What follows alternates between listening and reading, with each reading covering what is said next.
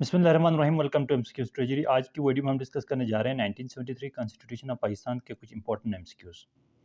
तो सबसे पहले जो फर्स्ट एमसीक्यूज है, what is the introductory part of constitution call.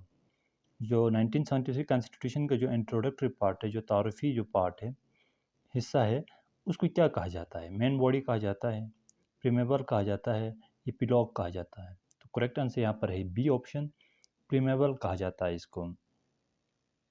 Question number 2 है, one was 1973 constitution of Pakistan adopted. तो इसका जो करेक्ट आंसर है सी, 1973 को अडॉप्ट किया गया है। Third one, which document was repealed by the 1973 constitution. Option A है government of India act 1935, objective resolution 1956, constitution of Pakistan. तो ये हैं बी, ऑब्जेक्टिव रेजोल्यूशन। फोर्थ है, what does the preamble of the constitution emphasise. जो 1973 constitution का जो preamble है, जो इंट्रोडक्टरी पार्ट है, वो किस चीज़ को ज़्यादा एम्फसाइज करता है? सोशलिज्म को, डेमोक्रेसी को, ऑल ऑफ द अबव को। तो जो प्रीमेबल है वो सोशलिज्म को ज़्यादा से ज़्यादा एम्फसाइज करता है। तो option A is the correct answer. Question number 5 है, who promulgated the 1973 constitution of Pakistan. General Ziaul Haq, general Ayub Khan, Zulfikar Ali Bhutto. तो C is the correct answer, Zulfikar Ali Bhutto. 6. Which year is mentioned in the preamble as the year of the adoption of Islam as the state religion? 1947, 1973, 1956. Correct answer is 1956. What term is used in the preamble to describe the role of the state in achieving social justice and equality? ठीक है जी, इसके लिए जो option A है dictatorship, B है democracy, सी है ओलिगार्ची। तो इसका जो करेक्ट आंसर है वो है डेमोक्रेसी। जो आपके स्टेट के अंदर सोशल जस्टिस और इक्वलिटी के लिए सबसे जो इम्पोर्टेंट चीज़ होता है वो है डेमोक्रेसी का होना ज़रूरी है। तो B is the correct answer. 8. Who is referred to as the prime minister in the preamble. Chief executive, chief martial law administrator, head of state. B is the correct answer, chief martial law administrator. Question number 9, which principle mentioned in the preamble advocate autonomy for the provinces? Unity faith federalism. तो यहाँ पर federalism जो है सी है, correct answer है। तो provinces को जो है फेडरलिज्म के अंदर दिया गया था। 10. What is the official language of Pakistan according to the preamble. Official language जो है वो पंजाबी, उर्दू, इंग्लिश।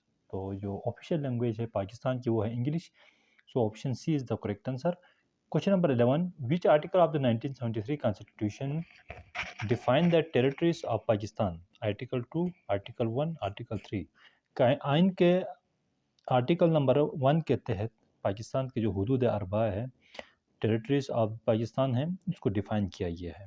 ठीक है, तो article 1 is the correct answer. According to article 5, आइन के आर्टिकल 5 के तहत what is the qualification for citizenship of Pakistan. तो पाकिस्तान का सिटीजनशिप होने के लिए क्या क्वालिफिकेशन की ज़रूरत है?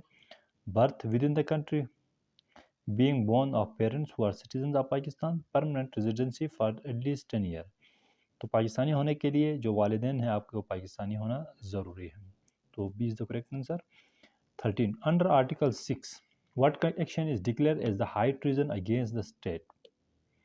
Political protest, subverting the constitution, civil disobedience.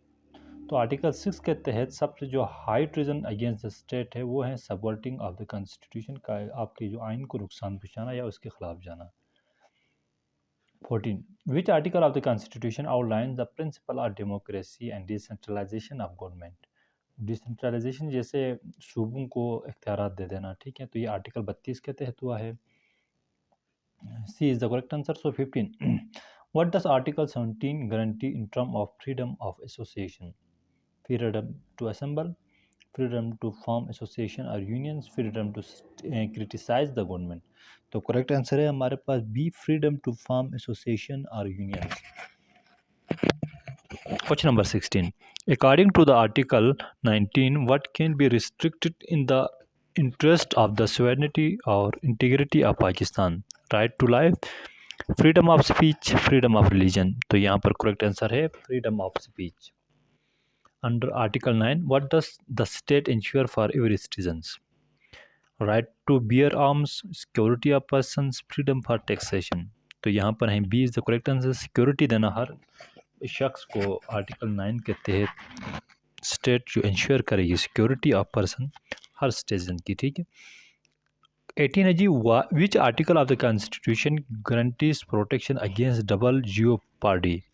Article 13 के तहत, तो B is the correct answer.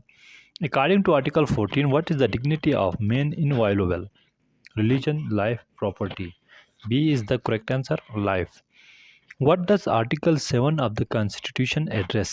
Election procedures, repeal of martial law regulations, composition of the Senate.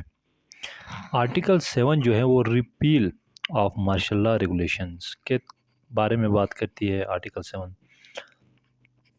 21 है जी, which article of the 1973 Constitution established the Election Commission of Pakistan? 1973 के आइन के कौन से article के तहत इलेक्शन कमीशन ऑफ पाकिस्तान को वजूद में लाया गया? ये हैं आर्टिकल 213 213 के तहत, so B is the correct answer. Under article 218, what is the primary function of the election commission of Pakistan? अब 213 के तहत तो इलेक्शन कमीशन ऑफ पाकिस्तान को वजूद में लाया गया।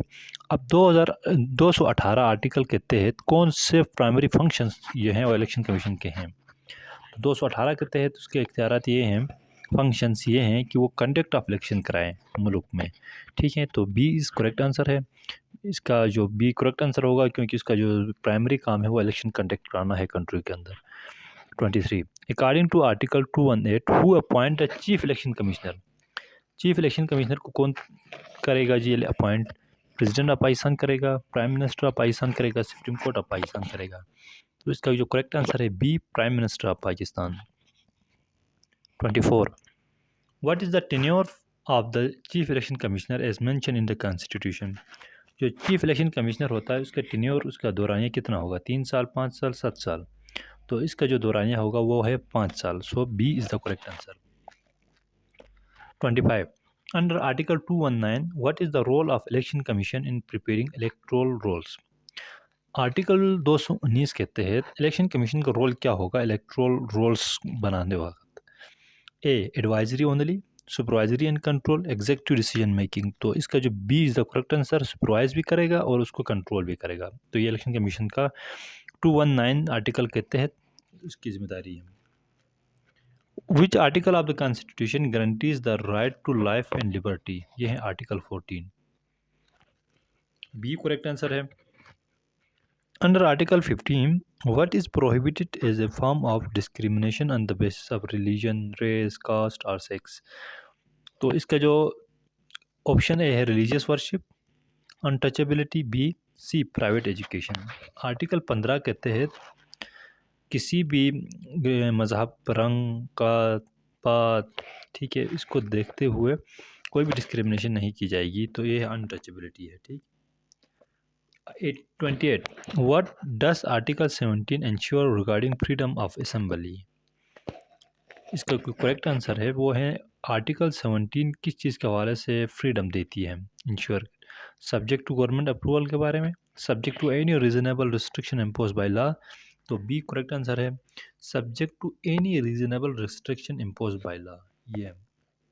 29, according to article 19, what is the right of freedom of speech and expression subject to censorship by the government, reasonable restriction imposed by law, approval of the judiciary? इसका भी जो B है जो करेक्ट आंसर है। 30, under article 25, what does the constitution guarantee in the matter of education? Right to free education for all, education, equality of citizens, compulsory education for children? तो यहाँ पर equality of citizens, B is the correct answer। 31, which article protect individuals from being compelled to testify against themselves? ये article 14 के तहत होता है। What does article 22 safeguard regarding arrest and detention? Indefinite detention without trial, protection against arrest and detention in certain cases? इसका जो protection against arrest and detention in certain cases है, ये correct answer है article 22। According to article 23 what is the prohibition against trafficking in the human beings, जो इंसानों की जो smuggling होती है उसके हवाले से आर्टिकल 23 में क्या है, एब्सोल्यूट प्रोहिबिशन है, मतलब इसमें सख्ती से पाबंदी आए थे, वो आर्टिकल 23 है। 34 which fundamental right under article 24 ensure the dignity of man and subject to torture. ये है जी आर्टिकल 24 इंश्योर करता है इंसान की, जो आदमियों जो शहरी हैं उनकी डिग्निटी, उनकी जो इज़्ज़त होती है, and subject to torture, torture के हवाले से प्रोहिबिशन ऑफ टार्चर, टार्चर को पाबंदी for the purpose of extracting evidences, किसी से मालूमात निकालने के लिए किसी को टॉर्चर नहीं किया जा सकता है। ये आर्टिकल 24 के बारे में है। 35 आर्टिकल 25 किस चीज़ के हवाले से है, what does the constitution prohibits in matter of employment discrimination on the basis of sex allowance, जो डिस्क्रिमिनेशन किसी भी मतलब मेल फीमेल के हवाले से डिस्क्रिमिनेट नहीं किया जाएगा, ये आर्टिकल 25 के तहत होता है। अच्छा जी, thank you for watching this video, subscribe McQs treasury for more videos. इंशाल्लाह नेक्स्ट वीडियो में आपसे मिलते हैं, तब तक के लिए अल्लाह हाफिज़। वीडियो चैनल को ज़रूर सब्सक्राइब करें ताकि जैसे नई वीडियो बना लें आप तक बआसानी मिल सके। Thank you.